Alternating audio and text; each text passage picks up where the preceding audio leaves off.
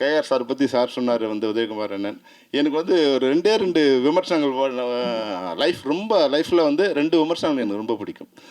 ஒன்று என்னென்னா, நான் அதிரடி படைன்னு ஒரு படம் எடுத்திருந்தேன். அதுக்கு முன்னாடி வந்து புலன் விசாரணை, கேப்டன் போகிறோம், செம்பருத்தி மூணும் வந்து பெரிய ஹிட்டு. இப்போ இந்த படத்துக்கான ஓப்பனிங் வந்து மிக பிரம்மாண்டமான ஓப்பனிங். படம் இதுவாக இருக்குது. அடிச்சு பிடி உள்ளே வராங்க. உள்ளே வரும்போது எனக்கு விமர்சன கடிதம் ஒன்று வந்தது. அது என்னென்னா, அது நான் ஏற்கனவே சொல்லியிருக்கேன். இருந்தாலும் கேஆர் சாரோட இருந்து அதை சொல்லும்போது அது வேறு ஒரு இதோடு லிங்க் பண்ணுறதுக்காக சொல்கிறேன். அதை நான் பார்த்தேன். பார்த்தா ஒரு முன்னாடி 15 காசு கடிதம் இருக்கு இல்லையா, அதில் மேலே வந்து இருந்தது. பார்த்தா ஏதோ எழுதியிருக்கு. அது பார்த்தா தமிழ் மாதிரி தெரியுது. அப்புறம் பார்த்தா கொஞ்சம் தெலுங்கு மாதிரி தெரியுது. அப்புறம் அடுத்த லைன் பார்த்தா கன்னடம் மாதிரி இருக்குது. அப்புறம் அடுத்தது சான்ஸ்கிரிட் மாதிரி இருக்குது. ஒரு 8 லைன் தான் இருக்குது. அது என்னன்னே என்னால் படிக்க முடியல. ஒரு மொழி மாதிரி இருக்குது. அப்புறம் பின்னாடி திருப்பி பார்த்தேன். அவர் அதில் எழுதினான், நீங்கள் இதை படித்தே இல்லையா, இது என்ன மொழின்னு உனக்கு புரியல, அது மாதிரி உன் படமும் எனக்கு புரியல.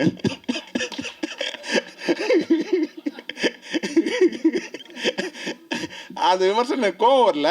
அந்த விமர்சனம் வந்து எனக்கு ரொம்ப பிடிச்சிருந்தது. அது மாதிரி வந்து கேஆர் சார் இப்போ வரும்போது விமர்சனம் என்னை பற்றி சொல்லியிருந்தார். இந்த பெப்சியை வந்து உடைக்கணும்னு வந்து ரொம்ப நாளாக ட்ரை பண்ணிருந்தான். கடவுள் கொடுத்த தண்டனை வந்து அவனை பெப்சியில் தலைவராக உட்கார வச்சிருக்கு.